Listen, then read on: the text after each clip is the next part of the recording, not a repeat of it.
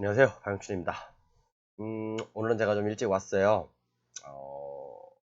그래서 오늘 좀 강의를 좀 간단하게 하고, 제가 좀 7시 반에 약속이 있어서 좀 나가봐야 됩니다. 그래서 먼저 강의를 먼저 하고, 오늘 주제는 그거예요. 알쏘 기준 권리가 보통 저당권이잖아요. 뭐 저당권, 근저당, 뭐 압류, 가압류 뭐 여러 가지가 있죠. 그다음에 저당권이 소멸되지 않고 인수되는 게 있어요. 요거에 대해서 한번 얘기를 해볼게요. 보통 경매 물건지에 보면 소멸이라고 돼요. 소멸이라고. 이제 그런 것도 상당히 물론 이제 인수라고 돼 있는 것도 있지만 대부분 소멸이라고 돼 있거든요. 그래서 이제 이 저당권이 인수되는 경우도 있어요. 그래서 이제 이런 부분들 좀 주의해 하십사 하는 마음에서 한번 강의를 해볼게요. 그리고 강의 후단에 간단하게 주식 시황과 종목에 대해서 몇 가지 종목에 대해서 한번 언급해드리겠습니다. 자, 그러면 자, 옛날에 제가 한번 이 물건을 말씀드린 거예요. 그런데 여기 보면 맨 밑에 이제 다른 것은 여러분들께서 한번 보세요. 다른 권리들은. 이 물건 번호가 보여드릴게요. 물건 번호는 2020-1335예요. 1335. 이거 이제 근린상가고 지분경매거든요. 대부분 이렇게 지분경매에서 근저당을 인수해야 되는 경우가 많아요. 왜 그러냐면 처음에 어떤 물건이 하나 있었어요. 그러면 은행에서 여기다 저당권을 설정할 거 아닙니까? 그런데 어떠한 이유로 해가지고 이게 이제 두 명으로 나눠져요. 이렇게요. 두 명이나 세 명 또는 n분의 1로 나눠집니다. 이렇게요. n분의 1로 나눠지면 각각의 물건에 대해서 그죠? 저당권의 효력이 미치잖아요. 그런데 예를 들어서 이 A라는 지분, A, B, C가 있는데 A라는 지분이 경매가 나왔어. 그러면 저당권이 선순위에 있으니까 A에 미치는 저당권이 소멸된다. 그러면 나머지 여기 B하고 C에 미치는 저당권은 불측의 손해를 입게 되잖아요. 원래는 하나의 저당권이었는데, 그죠? 원래는 전체가 하나의 저당권이었는데, A라는 지분이 경매로 나왔을 때, 여기에 전체에 설정된 물건의 저당권이 소멸된다면, 나머지 그럼 이 두 개의 지분에 대해서 저당권자한테는 손해잖아요. 그렇기 때문에 저당권자가 법원에 요청을 하는 거예요. 이 저당권을 인수하는 조건으로 매각해 주십시오. 그럼 법원에서 특별 매각 조건으로 해가지고 매각물건 명세서에 꼭 명기를 하게 돼 있습니다. 그래서 요런 상황을 한번 볼게요. 자, 요거는 이제 옛날에 제가 한번 강의를 했던 물건이고, 안산에 있는 물건이에요. 안산 중앙동에 있는 물건이고, 근린상가, 지분경매거든요. 자, 그런데 여기는 이제 지분 경매지에 옳게 표기가 돼 있어요. 자, 최초 근저당이 이게 말소 기준 등기죠. 그럼 우리가 알고 있는 상식은 뭐죠? 말소 기준 등기, 근저당 이하는 다 소멸이다. 라고 알고 있잖아요. 근데 여기 뭐라고 했죠? 인수라고 돼 있죠. 자, 아까도 설명드렸지만, 자, 처음에 어떤 물건에 대해서, 전체에 대해서 저당권을 설정했어요. 그런데 이게 어떤 이유로 해가지고, 뭐, A, B, C라는 사람으로 나눠졌어요, 지분이. 그런데 A라는 지분이 경매로 나왔어요, 경매로. 그러면 이 최초에 설정된 저당권은 이 전체 ABC에 대해서 미치는 것이지 A의 그 저당권이 미치는 다고 해서 저당권이 이 전체가 소멸되는 건 아니죠. 그래서 이런 위험성을 방지하기 위해서 그 저당권자는 법원에 요청을 하게 됩니다. 이 전체 근저당이 설정돼 있으니까 설령 A의 지분이 경매에 나왔다 하더라도 저당권을 인수하는 조건으로 경매를 진행해 주십시오라고 이제 이렇게 얘기를 해요. 그러면 저당권 여기처럼 인수라고 이렇게 나옵니다. 이해 가셨나요? 대부분 이런 경우는 지분 경매에서 많이 나와요. 지분 경매에서. 자, 그러면 그래서 우리가 이제 항상 매각물건 명세서를 꼭 봐야 되는 이유가 매각물건 명세서 한번 볼게요. 매각물건 명세서를 반드시 봐야 됩니다. 특히 뭐 지상권, 그죠? 매각물건 명세서를 보면 죄송합니다. 여기 보면 이제 작아서 잘 안 보일 수 있겠지만 제가 확대를 좀 해볼까요? 여기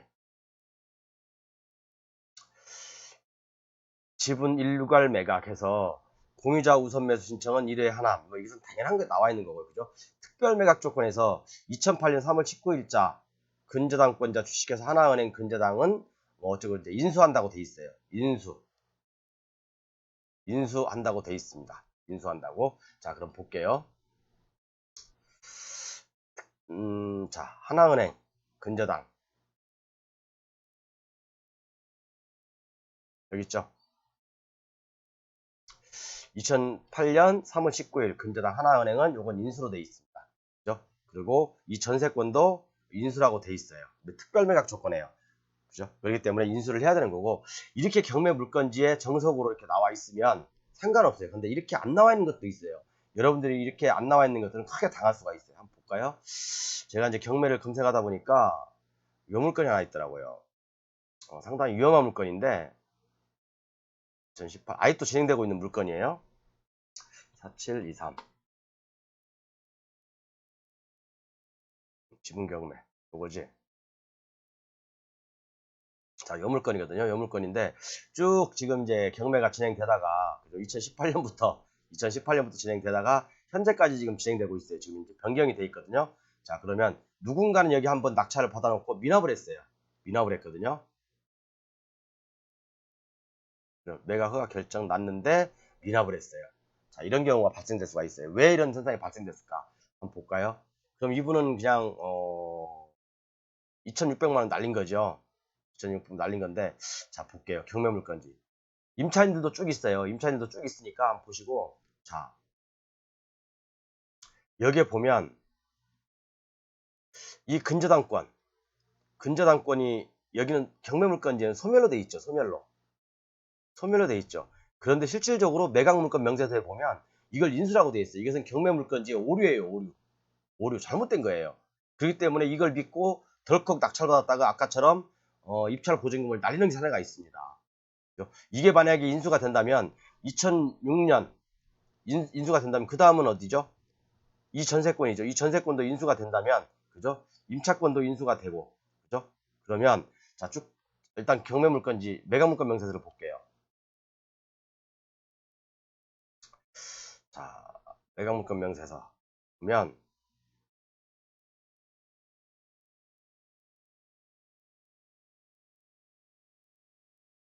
확대해 봐야 되겠네.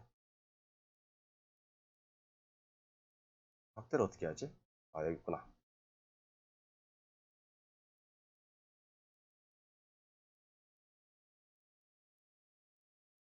잠시만요. 여기 나와 있죠. 일괄 매각 어쩌고저쩌고 우선 매수 제한이 있으면 기본적으로 나와 있는 거 당연히 매각 어쩌고저쩌고 건물은 일반 위반 건축물로 표시되어 있고 표시를 하면서 제가 한번 보여드릴게요. 위반 건축물로 표기가 돼 있대요. 특별 매각 조건 해서 지분 매각으로 인하여 목록 1구의 순위번호 2번 전세권 설정 등기 그다음에 목록 1구의 순번 9번 뭐 순번 1번 선순위 근저당권 등기 그다음에 맞서되지 않고 매수인에게 인수함 돼 있죠. 그러면 뭐라고 돼 있어요, 여기요? 다시 한번 볼게요. 무엇을 인수해야 되는지 특별 매각 조건 해가지고 전세권 설정 등기하고 그죠? 그다음에 근저당권을 인수한대요. 자, 그럼 볼게요.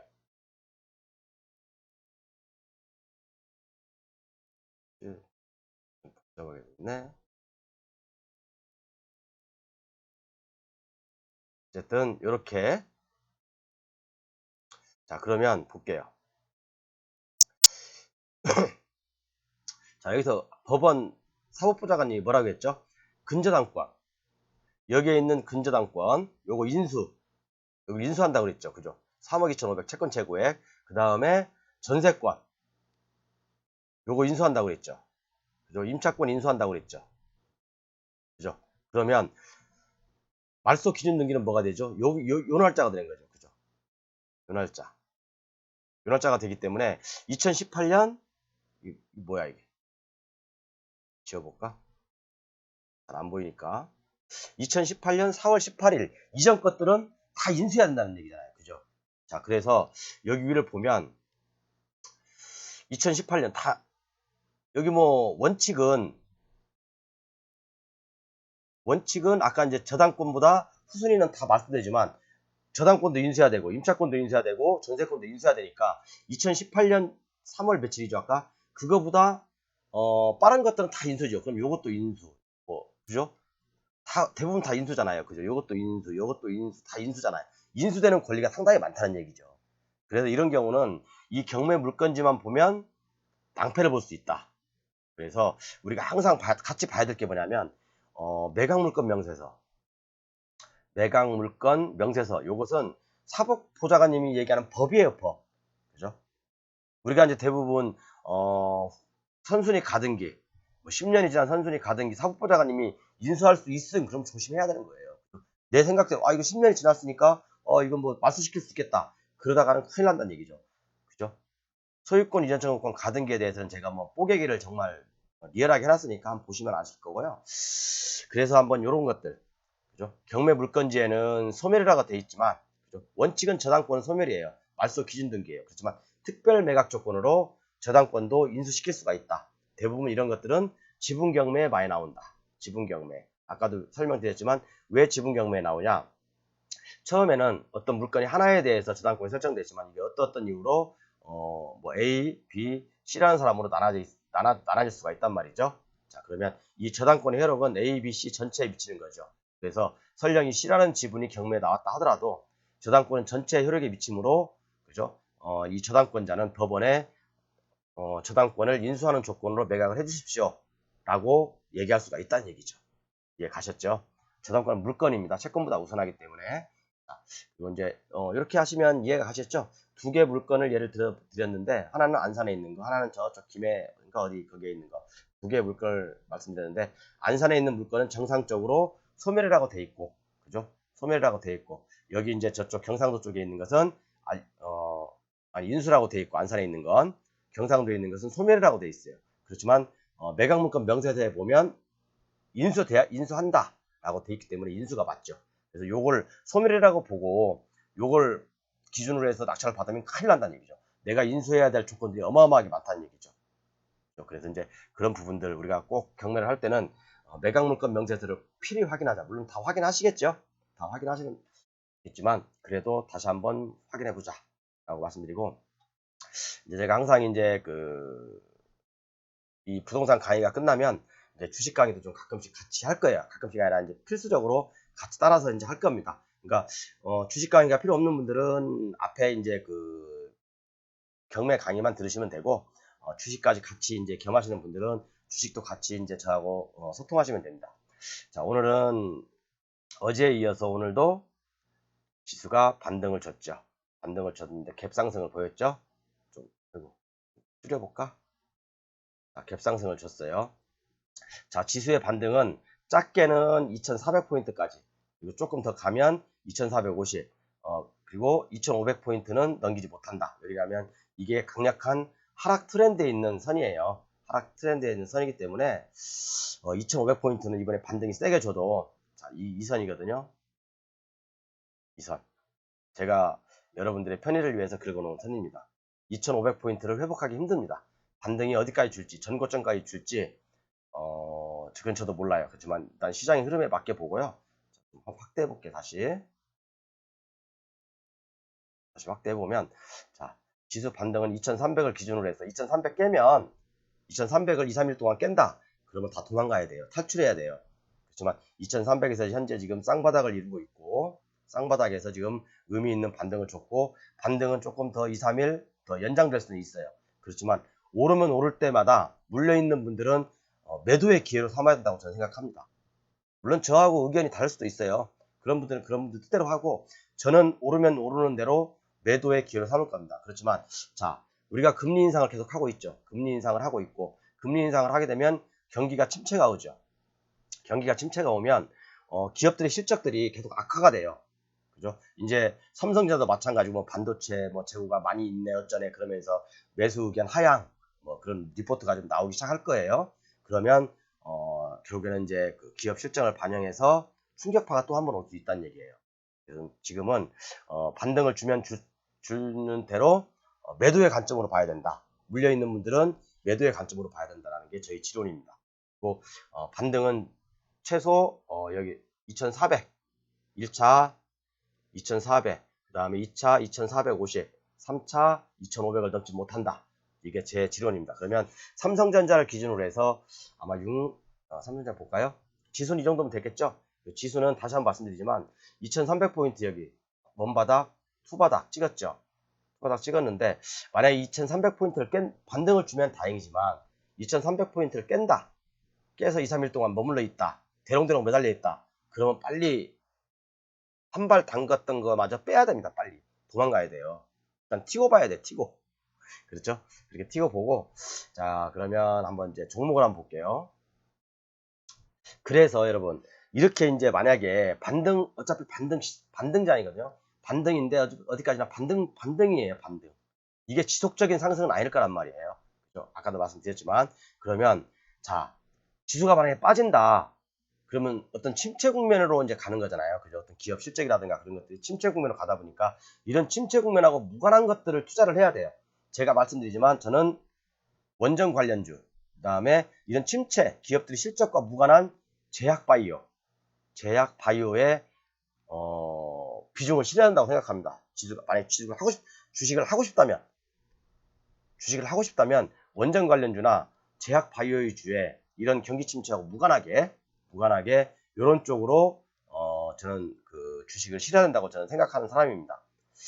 나만 얘기하나? 내 생각이 틀렸나? 물론 틀릴 수도 있죠. 그렇지만 저는 지수가 하락해도 원전 관련주는 올해 내내 날아갈 거라고 보고 있습니다. 날아가는 게 아니라 뭐 계속해서 돌아가면서 신한해를 날릴 거라고 보고요. 더군다나 또 지수가 빠지게 되면 경기 침체가 오게 되면 제약 바이오주만큼 안전한 투자처도 없어요. 그래서 그런 종목들을 잘 선별해서 투자를 하면 크게 손실을 보지 않을까 그렇게 보고 있습니다. 자, 그래서 이제 먼저 삼성전자를 먼저 볼게요. 가장 우리 또 마태형님이 삼성전자를 봐야 되겠죠. 삼성전자 사람들이 저한테 물어봐요. 반등 어디까지 줄 거냐고. 저도 몰라요, 사실은요. 모르는데 일단 삼성전자도 의미 있는 반등을 줬죠. 의미 있는 반등을 줬는데 오늘 6만원 회복했죠? 6만원 회복 못했구나. 자, 그러면 저는 삼성전자는 가도 62,000원, 64,000원 여기까지 보고 있습니다. 만약 이 반등이 세게 준다면 여기까지 못 갈 수도 있어요. 그렇지만 1차 반등 목표는 62,000원, 그 다음에 2차는 64,000원을 보고 있고 이 이상은 못 들어요. 제가 봤을 때 당분간 앞으로 6개월 동안은 이 64,000원은 뚫기가 힘들 겁니다. 올해 안에는 아마도 뚫으면 저도 좋죠. 뚫으면 저도 좋은데 일단 여기서 강력한 네크라인이기 때문에 저항선이자 네크라인이기 때문에 뚫기는 힘들 거예요. 그래서 여러분들 여기서 잘 이제 조정을 하시고 62,000원이나 64,000원 오면 매도했다가 다시 재차 밀리면 물량 늘리기 작전으로 가는 것도 좋다고 생각합니다. 잠시만요. 잠깐 좀 멈춰 보겠습니다. 아, 죄송합니다. 시간이 너무 많이 지났죠? 제가 좀 한 3시간 나갔다 왔어요. 삼성전자 같은 경우는 아마 이 갭을 메꾸러 올 수도 있어요. 6만원 이상. 근데 62,000원, 많아봤자 64,000원. 그렇게 보시면 될 겁니다.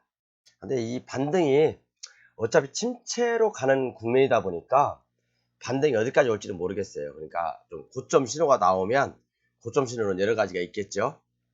고점 신호가 나오면 일단 매도로 대응, 그리고 단체차 밀리면 물량을 늘려가는 전략으로 그렇게 가시면 될 것 같아요.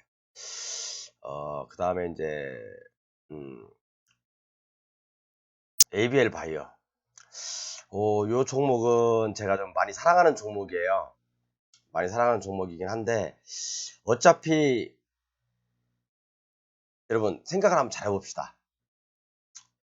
경기가 금리 인상을 하잖아요. 그럼 경기는 침체되잖아요. 그러면 상장사들의 어떤 순이익이라든가 실적은 안 좋아지겠죠. 그러면 그 이면에 혜택을 받는 업종이 뭘까요? 제약 바이오. 그죠? 그래서 저는 이 ABL 바이오 나쁘게 보지 않습니다. 좋게 봅니다. 그리고 이 추세선 여기 이 추세선이 24,000원 근처예요. 여기 24,000원 근처니까 24,000원까지 와서 올라갈지 24,000원을 깨고 내려갈지 저는 모르겠어요. 그렇지만 24,000원 근처에 오면 추가 매수다. 그리고 이번 달 7월 달 한번 승부주로 봐도 괜찮지 않나. 저는 솔직히 그렇게 봅니다. 그리고 원전 관련주 중에서 제가 많이 말씀드렸죠. 원전 관련주 중에 BHI 오늘 이게 제가 좀 봤거든요. 시간 남아서. 왜 이게 제가 이게 좀 잘 안 돼요. 야, 오늘 이게 7,100원까지 빠지더라고요, 이게요. 이 7,100원. 아이고. 오늘 이게 얘가 7,100원까지 딱 빠지더라고요. 와, 그래서 여기까지 안 오나? 6,500원, 6,800원까지 안 오나? 이 고점? 근데 올 거예요. 제가 볼 때 조만간 올 겁니다. 그럼 여기서 요렇게 이제 갔다가 뭐 오르면 어쩔 수 없고 빠지면 이 근처에서 이 아마 아래 꼬리에서 아마 제가 볼 때는 한 6,800원, 6,900원대에서 바닥을 형성할 거예요. 그러면 재차 상승하지 않을까 그렇게 보고 있고요.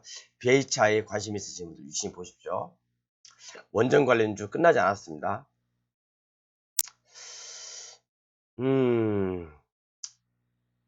HLB. 아우, 내가 어제 팔았는데 오늘 13% 올랐네. 아우, 속상해 미치겠어요. 안 그랬으면 수익률이 엄청 극대화됐는데, 뭐 어쩔 수 없죠. 제 복이 아니니까. HLB 이제 사는 거 아닙니다, 여러분. 그 다음에 현대무백스 오늘 제가 팔자고 얘기했고, 현대무백스 오늘 팔았고요. 그 다음에 신화콘텍 오늘 팔았습니다. 더 가도 저는 미래는 없습니다. 그리고 현대건설기계 이 종목은 좋아요.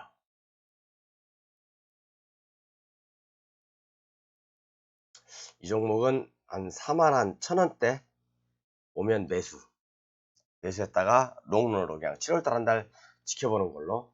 저는 사실 이번 달에 ABL 바이오 그 다음에 우진 딱 두 종목 일단 포트 구성했습니다.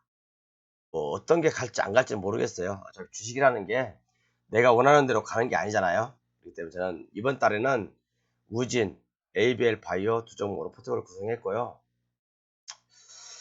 그 다음에 사실은 두산 에너빌리티 요게 진정한 원전 관련주, 풍력 관련주, 그다음에 원자력 관련주, 그다음에 태양광 관련주, 진정한 수혜주죠. 두산 에너빌리티도 한번 여러분들 한번 지켜보시고요. 사라고는 말씀 못 드리겠어요. 그다음에 뭐 이렇게 되네요. 그러니까 제가 어차피 지수는 이제 오르면 추가 하락할 건데, 그럼 하락장에 대비해서 미리 선점해야 종목이 경기 침체와 무관하게 제약바이오, 그 다음에 원전 관련주, 저는 두 종목을 뽑습니다. 그래서 원전 관련 중에는 재룡전기, 일진전기, 우진, 탑픽으로 그 세 종목 뽑고요. 그 다음에 이제 제약바이오 중에서는 ABL 바이오, 그 다음에 몇 가지 종목 있죠.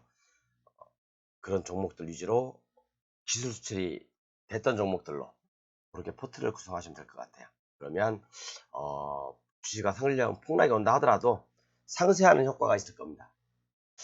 이상입니다.